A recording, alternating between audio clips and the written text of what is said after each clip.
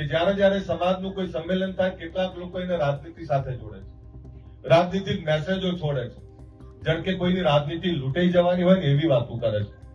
આમાં બધા આવી ગયા તમામ પાર્ટીઓ. પણ તમે નવી પેઢીને તૈયાર નહીં કરો, જે પેઢી તૈયાર થઈ છે એને મજબૂત નહીં કરો તો થાકી જશો. ઠાકોર સમાજનું બંધારણ નવું આવ્યું, એના પછી સમાજના લોકો અને બીજા સમાજના લોકો એનું ઉદાહરણ લઈ અને ઘણી બધી ચર્ચાઓ કરી રહ્યા છે. એટલે ઠાકોર સમાજના બંધારણ પછી ડીજે વાળા વિરોધ પણ કરી રહ્યા છે. અલગ અલગ બધું જ ચાલી રહ્યું છે. એ બધાની વચ્ચે નવા વર્ષે ઠાકોર સમાજે અલગ અલગ વિસ્તારોમાં સમાજના સંમેલનો રાખવાના શરૂ કર્યા છે. જેમાં ગઈકાલે બાયડના માનપુરમાં એક સંમેલન હતું, ઠાકોર ક્ષત્રિય સમાજનું એ સંમેલન દરમિયાન અલ્પેશ ઠાકોરથી લઈને બીજા દિગ્ગજ નેતાઓ જેટલા પણ હતા એ ત્યાં હાજર હતા. અલ્પેશ ઠાકોર જ્યારે ભાષણ આપી રહ્યા હતા ત્યારે એમણે ઠાકોર સમાજને ફરીથી દારૂથી મુક્ત થવાનું છે અને દારૂ પીવાનું બંધ કરવાનું છે, બધી જ વાત મંચ પરથી કરી. સાથે જ એમણે રાજનીતિની વાત પણ કરી. એમનું એવું કહેવું છે કે જ્યારે સમાજ એક થાય છે તો બધા એમાં રાજનીતિ ઘુસાડી દે છે.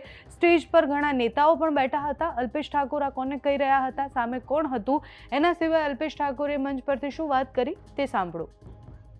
કે જ્યારે જ્યારે સમાજનું કોઈ સંમેલન થાય કેટલાક લોકો એને રાજનીતિ સાથે જોડે છે, રાજનીતિક મેસેજો છોડે છે, જેમ કે કોઈની રાજનીતિ લૂંટાઈ જવાની હોય ને એવી વાતો કરે છે. આમાં બધા આવી ગયા તમામ પાર્ટીઓ. પણ તમે નવી પેઢીને તૈયાર નહીં કરો, જે પેઢી તૈયાર થઈ છે એને મજબૂત નહીં કરો તો થાકી જશો. આવનારી 2-3 પેઢીને તૈયાર કરો કે અમારા પછી કોણ. પણ આપણામાં એવું થાય છે કે અમે અલ્પેશ ઠાકોર આવી ગયેલા એવું થાય બીજો કેવી રીતના આવે એની ચિંતા કરીએ. પણ મારે તૈયાર કરવા પડે તો બીજા. આ ગુજરાત ક્ષત્રિય ઠાકોર સેના આવ્યા પછી કેટલા યુવાનો તૈયાર કર્યા છે, હજારો યુવાનો તૈયાર કર્યા છે અને તમામ ક્ષેત્રમાં નેતૃત્વ કરે છે. પણ જે લોકો સામાજિક મેળાવડા, દરેક સમાજના સામાજિક મેળાવડા થાય છે.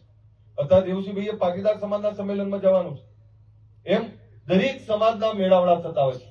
કોઈ રાજનીતિની ચર્ચા તો કરતું નહીં, તો આપણે ભેગા થઈએ ત્યારે જ કેમ રાજનીતિની વાત કરે છે. એટલે એમાંથી બહાર નીકળો, સમાજની સારી વાત પકડો, સમાજને સારી દિશા તરફ આગળ વધારવાનું કામ કરો. જે લોકો સારું કામ કરે છે, એક વ્યક્તિની સેવા કરે છે કે 1000 વ્યક્તિની સેવા કરે છે કે લાખો વ્યક્તિની સેવા કરે છે, જે કોઈ સારું કરે છે એને અભિનંદન આપો, એને મદદરૂપ થાવ, બાકી કોઈને નડતરરૂપ ના થાવ. આ બધા આટલી મોટી સંખ્યામાં જોડાયા છો, આ બધાનો ફરીથી આભાર.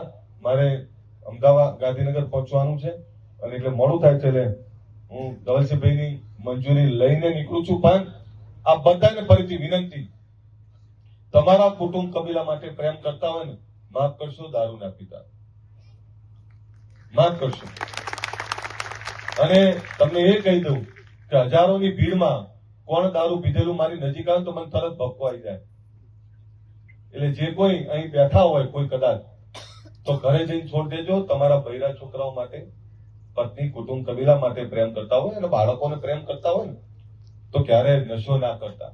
અને આપણી ઘરમાં રહેલી, આપણે શક્તિના ઉપાસકો છે ત્યારે આપણા ઘરમાં રહેલી આપણી સ્ત્રી એ માના રૂપમાં છે, દીકરીના રૂપમાં છે, પત્નીના રૂપમાં છે કે બહેનના રૂપમાં છે, એને સન્માન આપો અને સન્માનની સાથે એના દરેક નિર્ણયોમાં સહભાગી કરો. આ બધા આ જ રીતે સમાજની સેવા કરતા રહેશો એ જ વિનંતી સાથે મારી વાત પૂરી કરું. અસ્તુ. જય હિન્દ, જય જય ગરવી ગુજરાત.